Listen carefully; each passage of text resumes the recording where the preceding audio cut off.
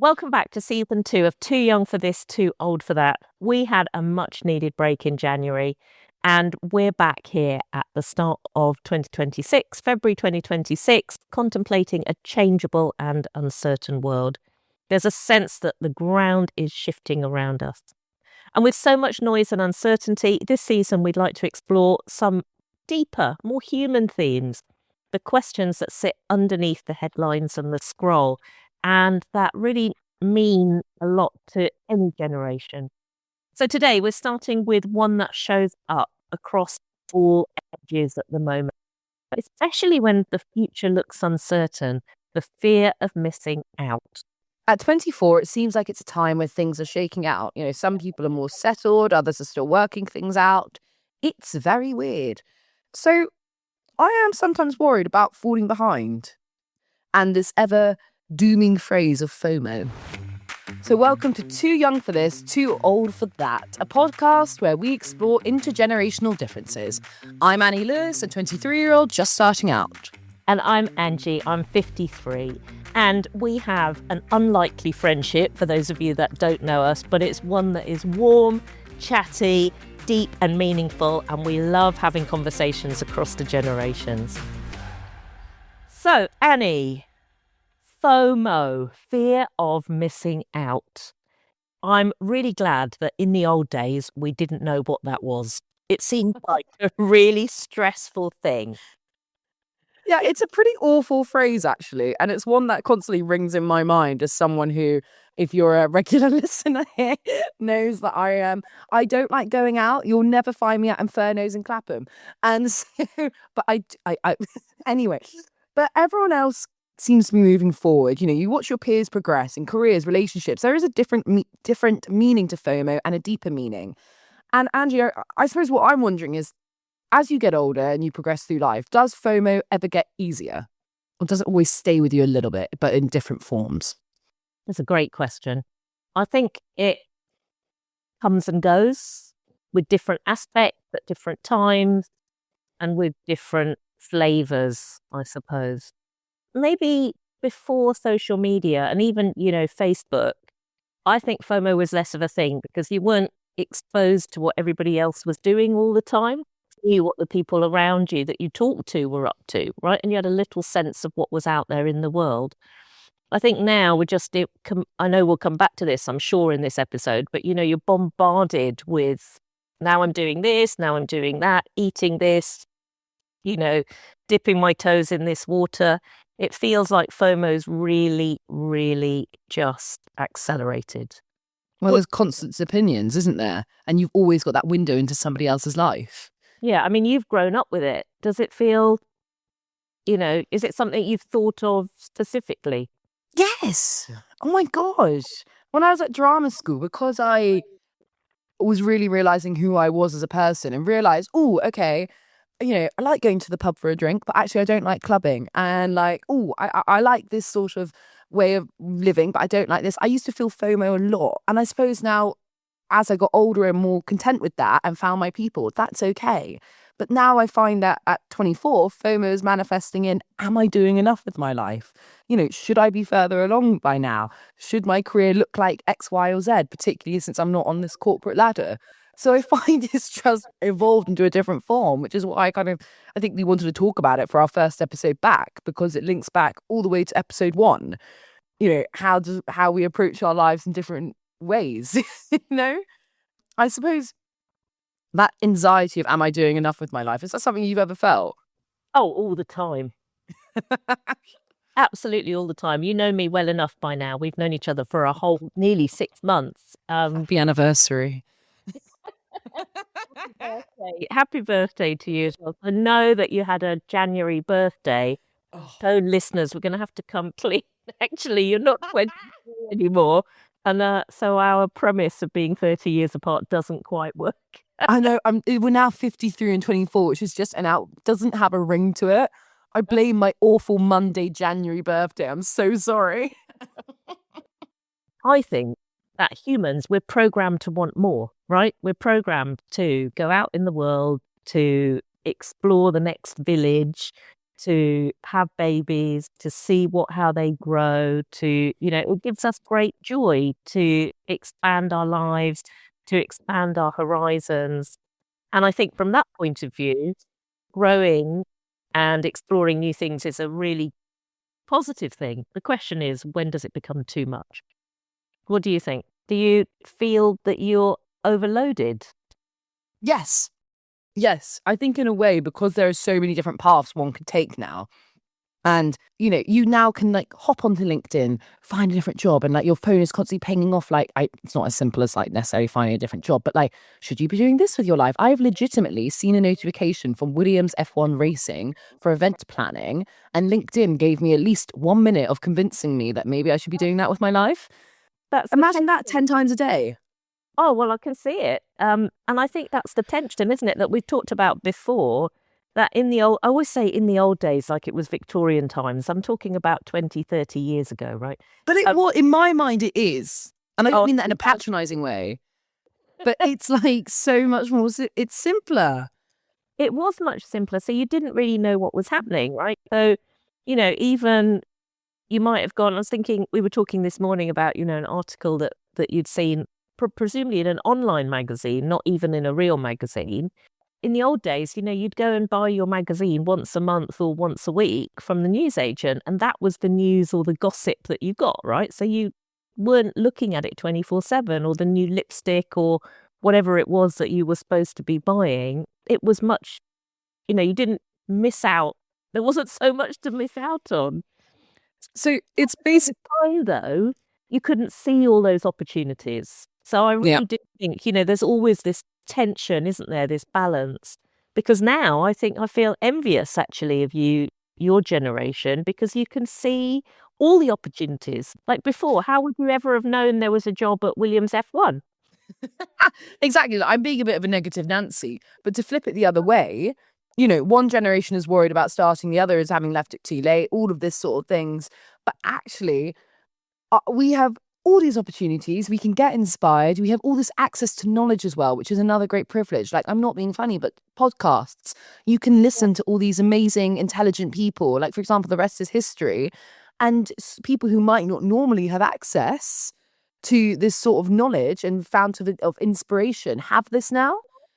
You have things like LinkedIn. You have all this, even Instagram. You can go on and find things out about the world.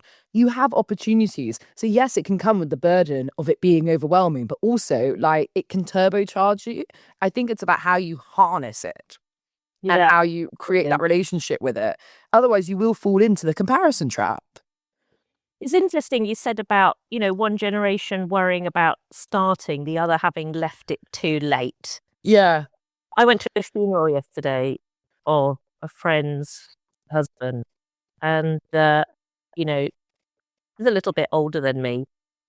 It was a tragic passing, but, that sense of some of the congregation and the service looking back at somebody's life and all the things that this person had achieved, it really brought this episode, I think, into sharp relief.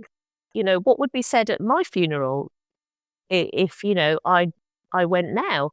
Would I feel that I had achieved enough? Or I'd record a podcast from a live stream it. Don't say that. Thank you. Thank you, Annie. Thank you. Are there things that, that I have missed out on? Are there things that I'd still like to do? Hopefully there's another 20 plus years left, right? So it was really interesting. And, you come away on the one hand being in awe of somebody who's achieved a lot. And then I think, again, there's that inevitable comparison of, I felt I hadn't achieved anything in my life, actually, in comparison. So I found myself coming out of the funeral for myself thinking, number one, I want to be loved that much. But number two, oh my God, time is ticking. Yeah. Do you feel time is ticking for you? Yes. Really? Yeah. I mean, I completely resonate with what you said about the funeral and the obituary, because how amazing somebody had that impact on you, but also like that whole idea of like time moving on, aging, like, you know, it's not the same at all, but like just turning 24. I sat in the car and I know, seriously, I said to my mum, I went, you know, mum, I'm 25 next year now. It's not funny anymore. Where I went, yeah, I said, but like, seriously, I've got like a thing in my head about 25 and getting to that point and being like, have I achieved enough? Have I done enough? Like I think loads of people in my friend group, we all joke about the fact like, oh, when we were 16, we thought by by our mid-20s, we'd be like married with a mortgage. I'm like, yes, and now I'm so far off from that and I haven't figured everything out. So yeah, I feel that time clock hugely. What's on the list then for 25? What needs to have been done by then? I think it's like I feel the stress of like, because I've come from I'm going to be really honest, because I've come from a drama school background, and it's never explicitly said, but I always think the stigma and misogyny is there. That as women in the arts, there is a little bit of like when I was at drama school, I got told so much. You're only 21, or you're only 20. You're so young to be at drama school. Isn't that great? And it kind of, I never really got it because I was a bit like, whatever. And now it's like, as you get older, it's like, oh, should you have achieved this by now? And even though I have other things I do that aren't just acting, I always feel like there's this pressure of like, I need to achieve, because as you get older in the arts, you're less valuable. So I do have this like, and I do have this fear of like standing still and taking a breath and not putting myself out there all the time and going for things, because I think, oh my God, like you've got to make the most of this, like you're only 24. I feel that way. And I do think, I don't want to speak for men, but I do think maybe women feel it more. But then men maybe also feel the pressure because they feel like it in different ways. But I can only speak from my experience that like there's this, in the arts, there's a stigma about aging. Can't stand still. Because older women don't get parts? Is that what it is? Yeah. Oh, there's a notorious thing of like, you go from playing the girlfriend, you go from playing the mum to playing the mum. And then you've got that weird limbo period. And I do think it's getting better. But, you know, you see a lot of female actresses actually talk about it. You know, 1 minute I was cast as the hot, you know, ingenue. And then the next minute I was out of work and I worked again when I was playing the mummy. But at 25, you're well away from that fallow period, surely. Yeah, I think it's just because you just are in the arts, it always just feels that like in any way, even though I do a lot more than just act now in the last, since I've left drama school, I don't know, I still feel like, oh, I need to have achieved this, that. Even like when you're dating, someone asks me on a date, what's your 5-year plan? And I went, ah! I was like, is this a job interview? I'm so scared. Like, and I left the date and I was like in cold sweats. What, so on a date now when you're 20, in your early 20s, are you comparing 5-year plans? Apparently. I mean, he said his was to buy a gold mine in Africa, which I was like, this can't be real. This cannot be. I was like, where's the hidden camera? But anyway, I think it's like we feel. What I'm saying is that even at 24 and even at 53, totally different experiences. For example, like, you know, me with a birthday and having an existential, I'm sure I can feel the eye rolls. I know I'm only 24. And then you being at this, you know, lovely funeral, remembering this person, you know, we're still looking back and looking at things going, have we done enough? Are we doing enough in different ways? Yeah. And are the choices that we're making, you know, the right ones? I genuinely think that comparison, though, it's a fool's game.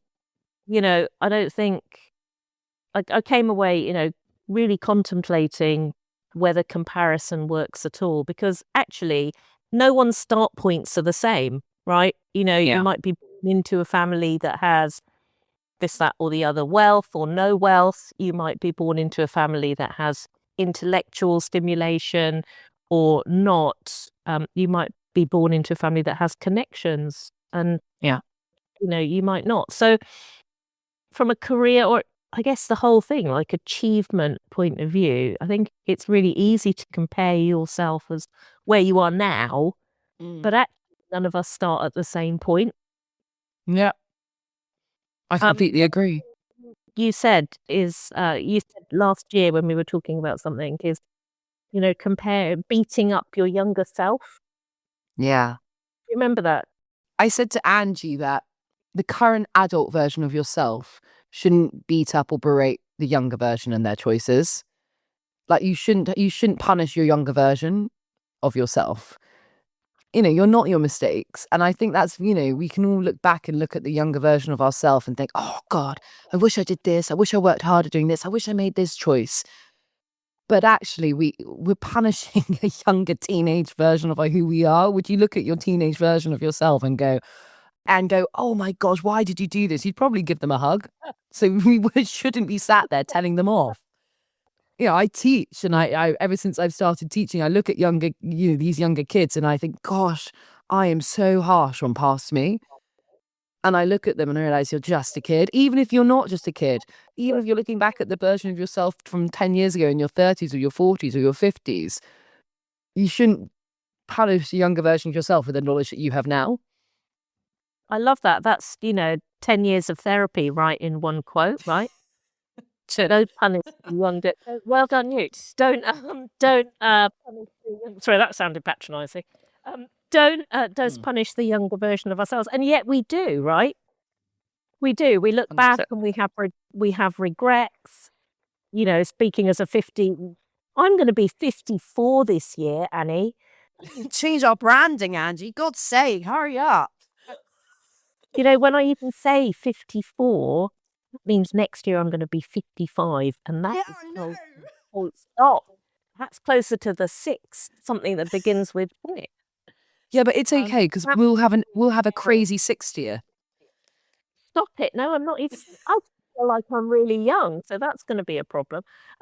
Okay, You are though. I wrote this down. This is just societal pillars, though. I know I've been ranting and oohing and ahhing about it, going, I'm stressed, but it is just societal pillars and expectations.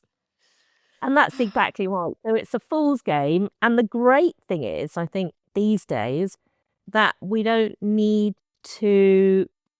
Actually, none of us are bound by those sort of boundaries, really. I mean, they're 50-year-olds that look like they're 30.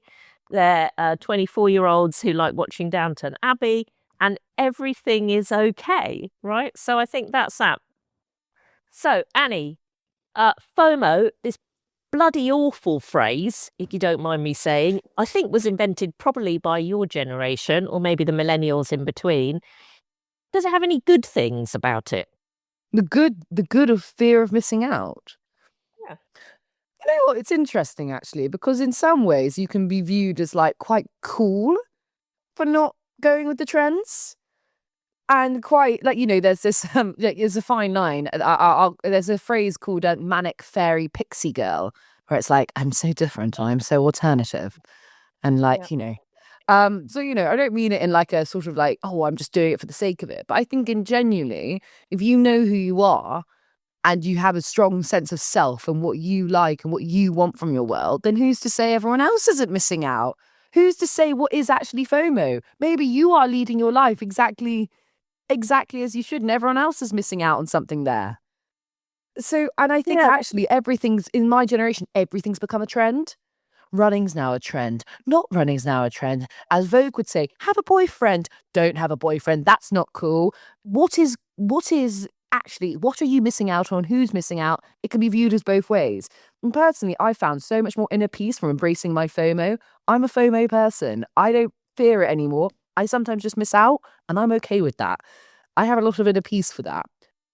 So, but that's what I see as being the challenge of this sort of idea of FOMO, right? And it always comes back to social media. So there are two things that we seem to mention every time, every episode nearly, either COVID or social media. Yeah. But, the social media, there's always a trend, like you say. Yeah. Annie sent me a clip from Vogue today saying that apparently now it's cooler not to have a boyfriend than to have a boyfriend. And, so literally there's, make your pasta like this, peel your potatoes like that, eat protein, don't eat protein. You should be, like for women in my generation, you should be taking creatine. You should be in the gym. You should be lifting weights. And then there are other people saying you shouldn't be doing that or whatever.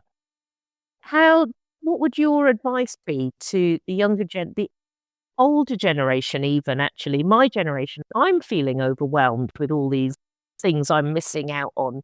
How do I sift through the noise? It's a really good question.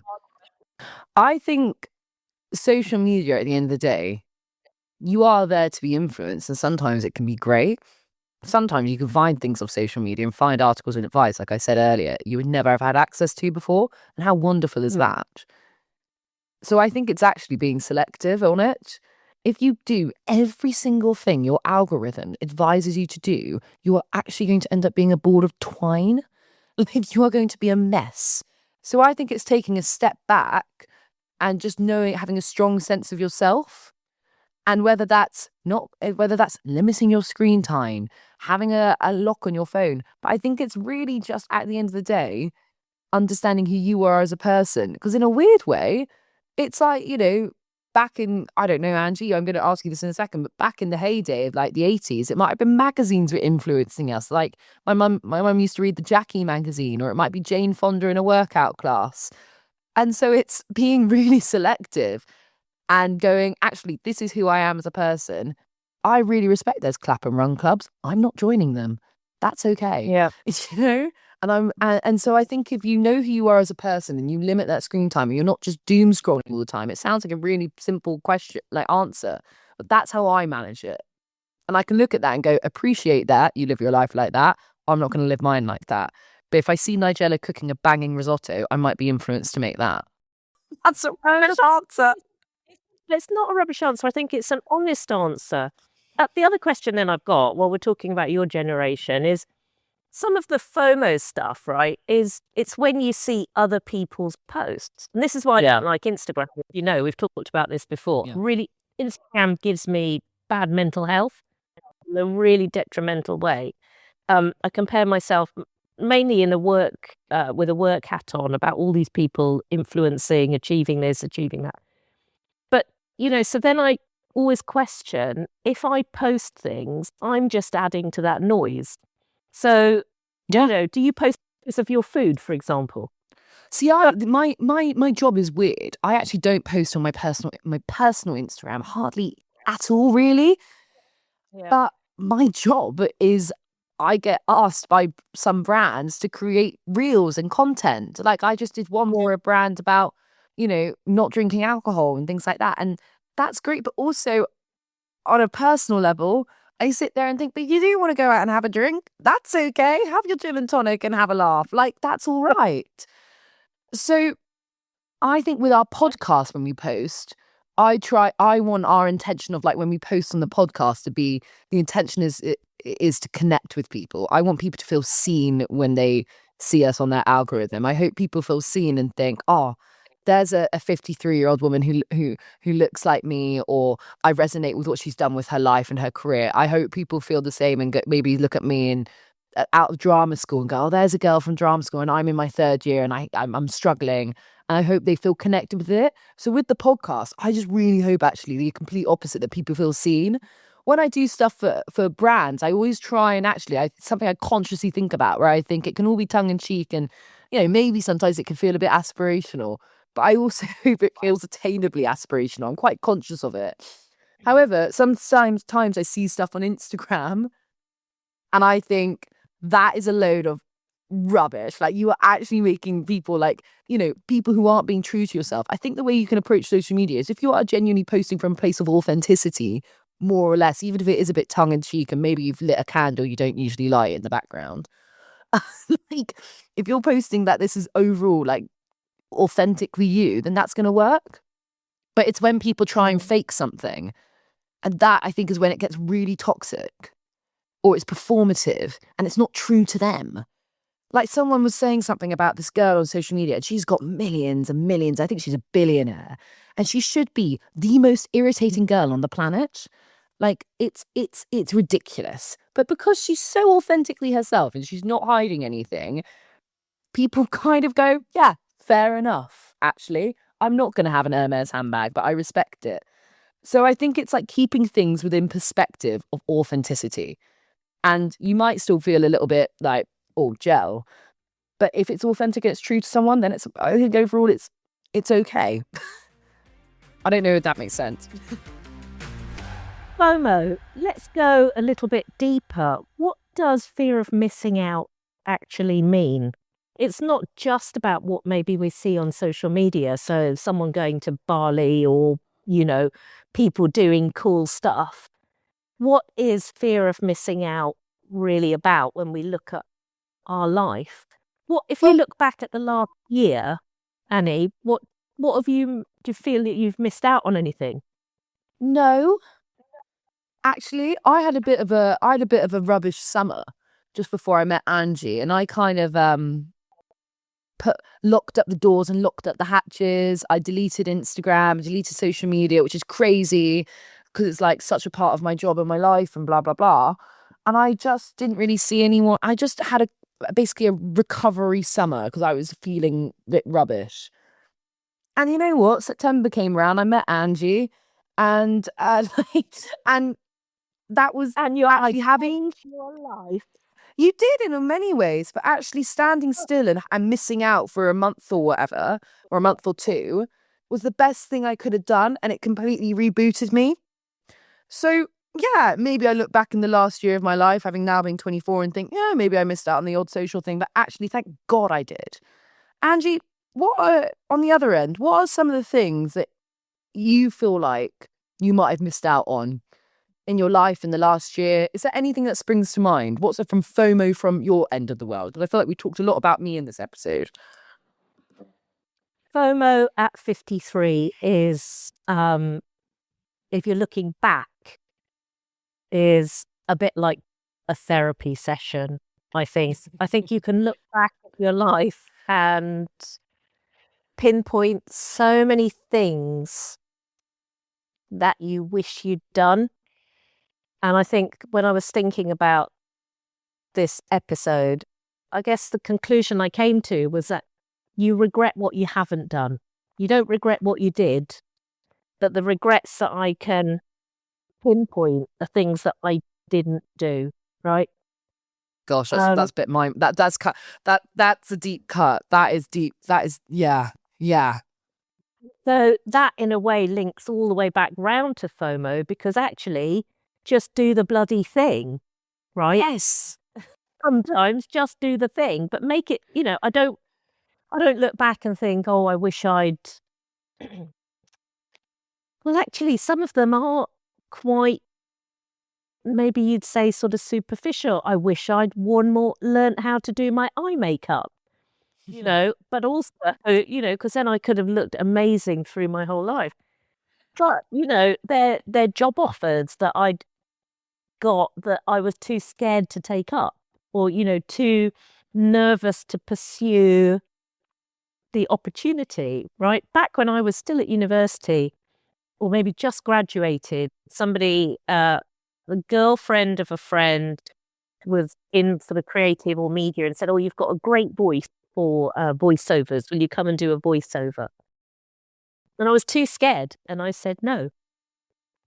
There were just little opportunities like that, and some bigger ones where I was working in Sydney and there was a job, and I got nervous about the idea of living in Australia or saying yes to a job. And this comes back right to our very first episode of, do you just follow the path that's in front of you, or do you throw the rules away and go for things?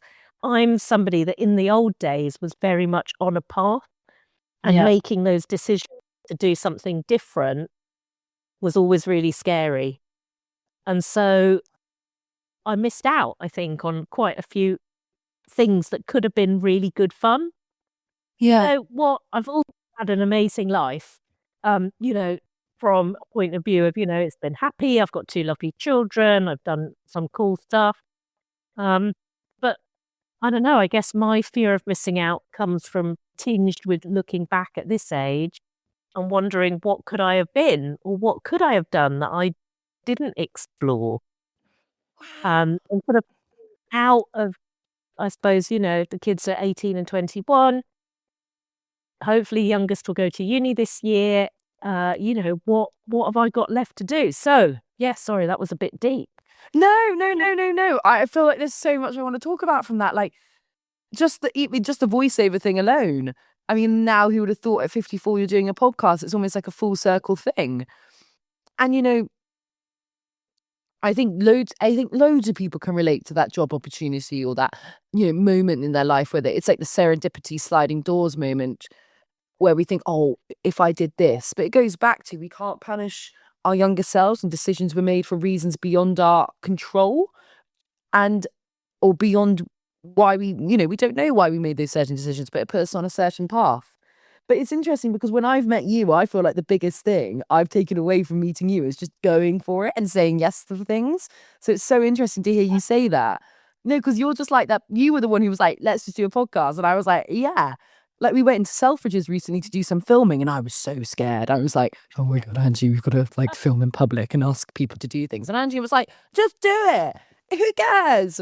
And I'm so glad we did. So hearing you say that is so honest. And of course you must feel like that, but I never associate that with you because I just see you as like the person who just goes for it. But you've only met me, I suppose, in the last 6 months. And, Yeah. I think, interestingly, turning 50, was a big sort of shift in my world and made me think about things, really differently. And I think, people often say, midlife crisis. I think midlife is a time when you look back at your life and you look at what you did do and what you didn't do, and you look at your current life and you also work out what is comfortable and what isn't working for you.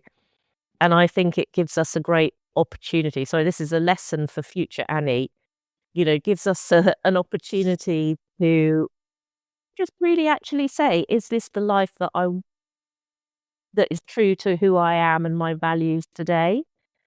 And if not, what needs changing? And I think so many of my fellow midlifers, it's really easy to be stuck. You've got a job, you've got kids, you've got a partner, you've got responsibilities. And, that one foot in front of the other world is so easy just to carry on. But actually, if there's dissatisfaction, and it's going to come out some way, right? It's going to come out in, what have I seen around me? People having affairs, marriage breakdowns, burnout, ill health, all the things, right? People feeling really stuck. Look at those patterns. What didn't you do? What do you want to do? And start, not missing out, because as the funeral yesterday, tells us, time is finite, right? Don't waste your life. And so actually, Annie, you've met the just say yes version of Angie, because Angie's looked at all of those things she didn't say yes to and has decided that for this part of my life, I'm basically going to say yes to anything. Well, don't ask me to do a scarf thing, but yeah. Damn it. So no, I think that's the first time I've actually just realized that, and it seems so obvious, but I'm like, of course, we talk about this the whole time. Like, I'm just a 24-year-old starting out. And I forget that you were also a 24-year-old just starting out. And this is you now at 54, and you've lived a whole life before the 6 months you met me. Not that I'm, the center of the universe. No, but I do get that, I do. I hope people have resonated with that. FOMO on the other end of things.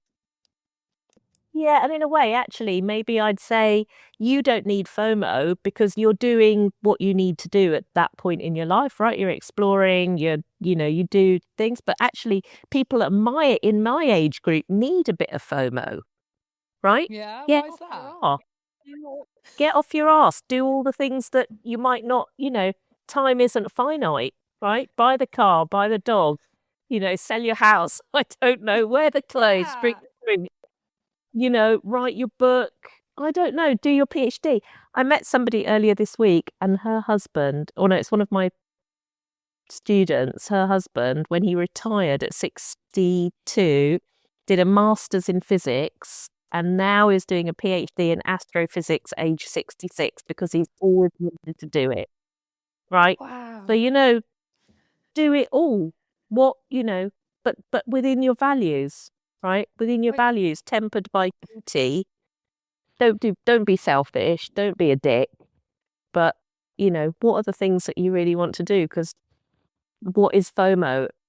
It's about realizing, I think at heart, FOMO is about that sort of touches that sort of perhaps unspoken fear that we're going to get old and die and our time isn't finite, right? It's And I don't actually- like thinking of I don't think Go on. it's. I think actually the whole idea that you said a couple times in this episode, this whole comparison thing is like a trap or it's not real, like or something like that. And I think I agree because I think actually it's nothing to do with other people really. I think a lot of the time it's to do with yourself and whether you feel like you're missing out on things that you should be doing for you. Yeah. Like you said in the episode, Love you that. know, like what you're saying about about the experiences you've had. It's actually more to do with an internal thing rather than an outward thing, I think. Like you've been saying. Yeah. Sick. Thank you for that, Angie. I really resonated with it as well. I wasn't expecting to. No, it was amazing. That was great. That was good. I found that really powerful. I thought it was great.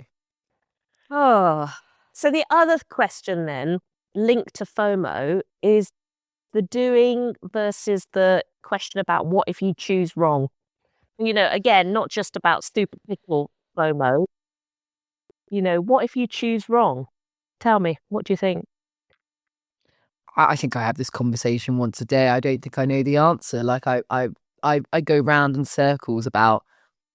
I don't know whether I should say it. I go round in circles all the time about, I have a Hannah Montana life where I have on one hand I have this podcast, the content I do on social media, the acting, and I have this really quite like sparkly, exciting world where all these opportunities happen. And then I have this other half where I love teaching, by the way. So this isn't saying that's not sparkly, but I go to work and I teach and I deal with bloody noses and like teeth falling out and it's hard and like I'm sat here with a muscle spasm in my shoulder from stress. Not. But also, I love the kids and I have some of the best moments, arguably, I've ever had in my professional career from teaching and the fulfillment from that. So sometimes I think, do I need to choose one?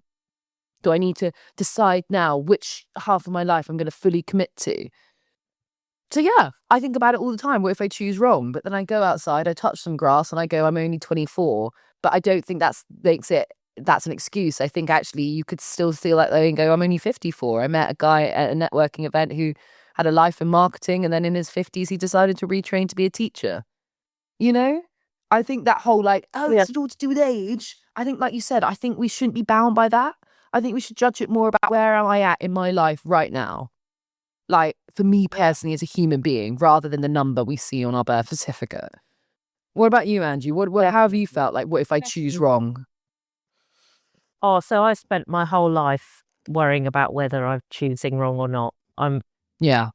Again, you might not see this, but hamstrung literally by decision making, worrying about things. I'm a worrier. I was a worrier.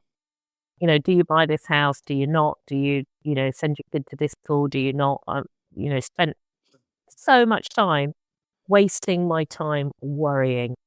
I think it's a bit like, you mentioned Sliding Doors, right? I hope you've seen the film Sliding Doors. Yeah. You just don't know, do you? Your life could take one of so many different paths. So I'm trying not to worry about the choices and just, again, you make the best decision, don't you, that you can at any one time.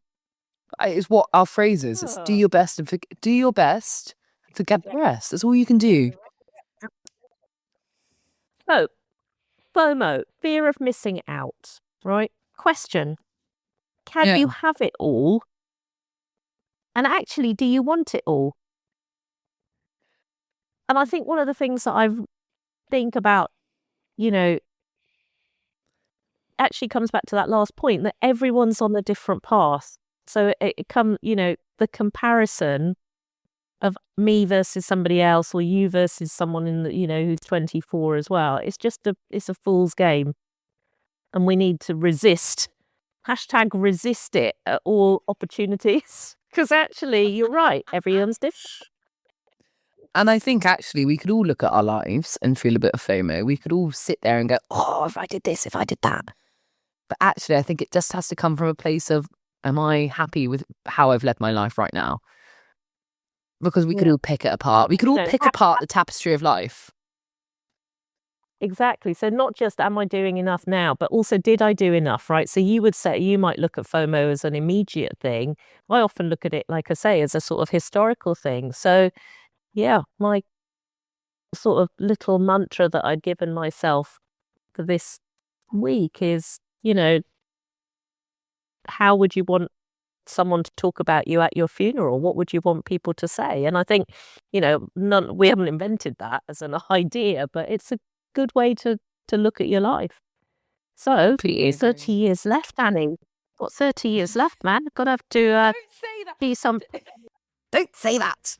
No, don't say that. So by then, you better have got married and had kids and done all the things. Now, welcome back to our regular segment. Too young for this, too old for that.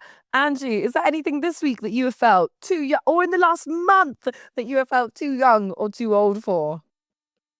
Yes, I felt too old. Now, some of you will know that I had a fall before Christmas. I slipped over on a wet floor in a well-known department store, like a real old lady, and I lay on the ground, and actually I've done quite a significant injury, but yeah, that was it. And so I've been limping around ever since then, and I feel absolutely ancient.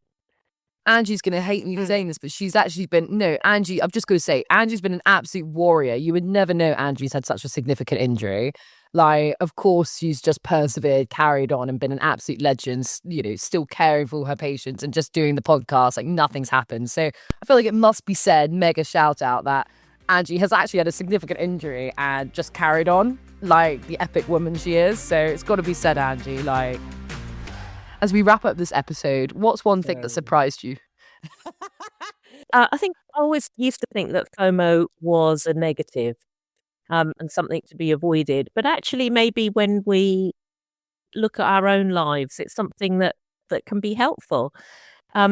Stop, work out what it is that you want from the time that you've got left. That time isn't finite. And as one of my heroes, Ferris Bueller, would say, life moves pretty fast. If you don't stop and look around once in a while, you could miss it. So, Annie, what's your takeaways from today? That I think that FOMO is more about you than other people. Just that. Great. So, thank you everyone for listening. We'd love to hear your thoughts on FOMO, whatever age you are. Remember that you can get hold of us through the website, leave comments on Spotify or wherever you're listening. We would, or on social media, we'd love to hear from you. One of the things that we decided as part of this episode as we were going through it is that actually we'll also talk about knowing when to stop, because as much as the doing and the choosing is great, sometimes we need to learn how to stop. So look out for that in a future episode. Make sure to follow us on all social media at tooyoung.tooOld with a 2. Please be sure to get in touch, like, share, download the podcast. Season 2 is going to be a very exciting season for us. We have guests coming on. Oh my goodness. And we are going to be diving into more deeper topics. So thank you for coming along this journey with us. From Angie and Annie. Woohoo. Bye.